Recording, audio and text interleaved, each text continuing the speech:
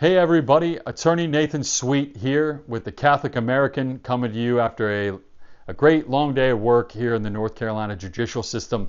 I'm here to share with you the next part of our journey, and it's probably easy for you to understand because it's hard not to notice the social disintegration that is going on around us in Europe and in America, and the crisis that we're in. We're in a crisis, and our system, our democracy, our Western legal tradition is in a crisis. And that starts fundamentally at the individual level. We have a crisis of the individual. We have a crisis of the family. We have a crisis of community, of what it means to be connected in our communities together.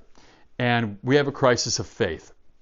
So it's no wonder, as we'll talk about these things in the future, it's no wonder that we have a crisis of democracy. Because as you'll see, democracy and the idea of a good society is predicated on good individuals, self-governing individuals, on good families, on good communities, and somewhat, I think, mostly on a common faith. So, really, really important stuff that we need to examine. But first of all, we need to know that we're in a crisis, and I think most of us know that. The good news is we've been here for 2,000 years. Not me, I'm not a vampire, but our church has. It's the oldest institution in the history of the world. And we've been through a lot, and we have the answers because God has given us the answers, and we preserve them through lots of different storms.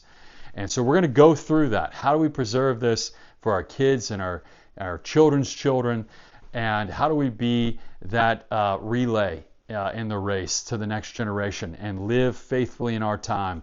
And we're going to be going over that, but it's easy to understand we're in crisis. I just saw a poll today that said that 8 out of 10 Americans think that democracy is not working. So that's where we're at right now.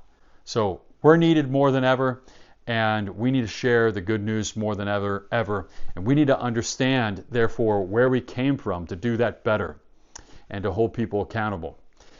Well, I hope you have a good evening. Thanks for tuning in, and I look forward to joining you again. Again, this is the Catholic American. If you can, subscribe. I'll get this stuff out, and hopefully we can make a difference in our day. And I'd say cheers to you, my friends. Peace be with you, and have a good night.